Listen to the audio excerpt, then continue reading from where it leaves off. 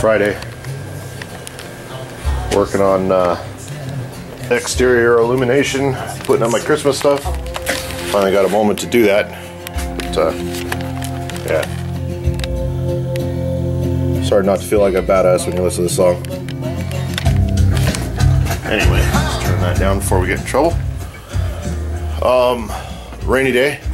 It's rained a lot. We got more rain in the last day and a half than we got all winter last year.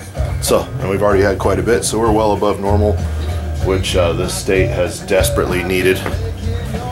But anyway, it was raining. Can't paint those spikes yet, but we'll do it. I got them sitting up here in some etch, so they're ready to go. Just need the time in the clear weather. Supposed to have clear weather on Monday, so we'll knock them out Monday. I would have been out here Wednesday doing it, but I had let's see,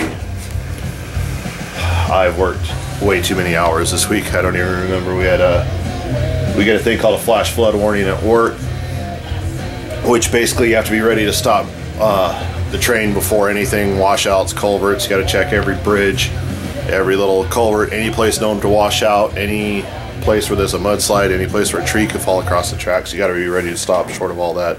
So needless to say, you go pretty damn slow, because even though I run passenger trains, they still take quite a while to stop. But that, and you know, I'm teaching a student at the same time, so he's learning how to do it properly. So it makes for a pretty long night. You know, there's nothing you can do about it. It's just, you know, you just got to put in the time. So that was how this week went. Monday night, my train was almost 6 hours late because of protesters in Berkeley shut down the railroad and the freeway, for that matter. So we were about 5-6 hours late. So that was a good 15-hour night. Wednesday night was a 12-hour night. The rest of the nights were running around 10-11 hours. So it's been a long week. This morning on my way home from work, I only work, I live, you know, 25 minutes, let's say, from work, and I dozed off twice driving home, which is never a good thing, just for a split second. And then I thought my radio was broke in my truck because I couldn't get it to change channels, and I couldn't get the volume to turn down. And then I realized I was listening to my iPod, so it wasn't controlling it anyway. I had earbuds in. But anyway, so that's how that's been going.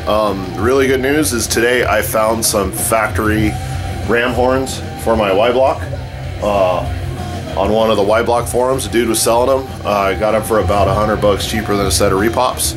So that makes me really happy. Those will be wrapped up for me under the tree here in a couple weeks. So that's good news. Other than that, not really much to update. I'll maybe bring you guys back when I get when I get all the lights up, show you guys what the house looks like. Maybe I'll wait till this evening when it's dark, because that's when it looks the best. I got to do it a little different this year because we're expecting some pretty nasty winds still, and I don't want my stuff ruined. So I'm not going as all out as I normally do, just because I don't want to have to take it back down if the wind's coming back in. So we'll get it up, we'll get it looking nice, and then yeah, we'll do that. And then tonight my daughter starts her Nutcracker performance. She's got her first one. My wife's working there backstage with her tonight. I'm gonna stay home with the other two, the Trouble Twins, and we're gonna bake some cookies tonight. Believe it or not, that's one of my favorite things to do, is bake.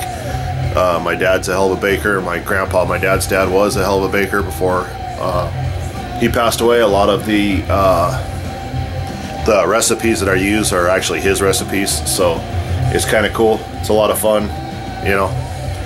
People see me, they don't expect me to be a baker, but that is one of my hobbies. It's something that I'm pretty damn good at, and my kids enjoy doing it. So when you teach your kids to cook, man, they'll be way ahead in life. At least that's the way I feel.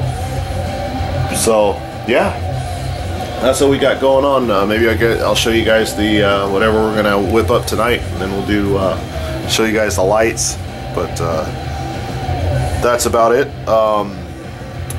Who was it? I think it was the Shade Tree Fix-It man asked me what my schedule looks like. He was just curious. I do work for Amtrak. I don't run freight trains. I just run passenger trains, so we have scheduled trains. I have enough seniority. I've worked there long enough where I can not completely pick my schedule, but pretty darn close. I could pretty much work anything that I am interested in working in. So I do have a regular schedule. I am working nights, but the way it works out, I work 6 days one week, 4 days the next. I just finished my 6-day work week. It started Saturday night, so I went out of town Saturday night, came home Sunday night, got home Monday morning, went out Monday night, came home Wednesday morning, out Wednesday night, came home Friday morning. So I got to my house at about 7 o'clock this morning. I don't have to go to work until 11 o'clock Monday night. So that's a really good thing. That's one of the reasons I like this schedule, because even though my 1 day off is a little rough, I can make every one of my kids' soccer games, both of them, the Monday night and the Saturday night game. I can kind of do what I want. If I need to miss a trip, I can miss a trip. The job pays well. We're fortunate in the sense that my wife doesn't have to work. You know, we make it work. That's also the reason why my projects take longer to complete, because, you know, I'm not going to dig into the family fund to fund my projects. But, you know, it works out good. I've been doing it for a while. Just last month was my 20th anniversary, my first job with the railroad. I was basically a laborer. I was filling up the passenger cars full of water, and then cleaning up the commuters. And then I progressed from there pretty quickly. I became a mechanical foreman, doing inspections, air brake inspections, and swapping out brake shoes and stuff like that if I had to. There's several different inspections that you got to do, and that's what I did. Then I did that for a short time. I don't remember how long, maybe a year or so, somewhere around in there. Then I became a conductor, assistant conductor. Then I got promoted to conductor, and then I went into engine service, and I've been an engineer since February of '98. And that's what I'll do the rest of my career. I don't really plan on going anywhere else. I've been an engineer instructor for 11 or 12 years now, I think, where I take students. The majority of our training is on-the-job training. They have about 9 weeks where they have to go to Wilmington, Delaware, and do all their classroom stuff, and then they come out and they spend about a year for on-the-job training. But it's pretty cool. I've had all the knuckleheads. Sometimes having a student can be more stressful than it really should be, especially considering they don't pay us very much for it, and I'm putting my career on the line with them. But, you know, I teach them right. I always will. I take pride in the job that I do, and I always will. And so I try and impress that upon my students. The odd thing that I had was, it was about 5 or 6 years ago, was the first time I had a student that was younger than me in age. I had a lot of guys that were basically my dad's age that I was their boss, and not everybody didn't work out. Some people have a hard time having a kid tell them what to do, but you know, when the kid's been doing it a lot longer than you don't have a choice. So I got a student now that we've become pretty good friends. It's pretty cool. That happens sometimes. I've made quite a few friends doing it. You get to know each other when you're sitting in the cab of a locomotive pretty quick, and you know, if your personalities don't jive, it could be a long day. If your personalities are good, it could be good. My student now, the only issue that we have that I could say is that we both have the exact same interests. He's into motorcycles, he's into trucks. He's getting ready to pick up a 58 big window short bed Chevy that he's going to kind of do the same thing I've done with this truck on. And you know, you get to BSing about that, and you know, you forget to teach the stuff that you need to teach. So it happens, you know, but it's all good. We're having I just knocked some boxes down. My garage has turned into a storage bin for everything. But yeah, anyway, I said Shade Tree Fix It Man was asking a couple questions. Pretty sure it was him. If it wasn't, I super apologize. That's whose sticker I looked at, and that's what spurred my brain. But yeah, that's about it. So, you know, there's some people that are a little crazy about the railroad. There's some people that just have a genuine interest. You know, I look at it as the same as my interest in a lot of other people's jobs. A lot of paint work and body work and stuff like that fascinates me, because I haven't done it for a living. So that's kind of how that works.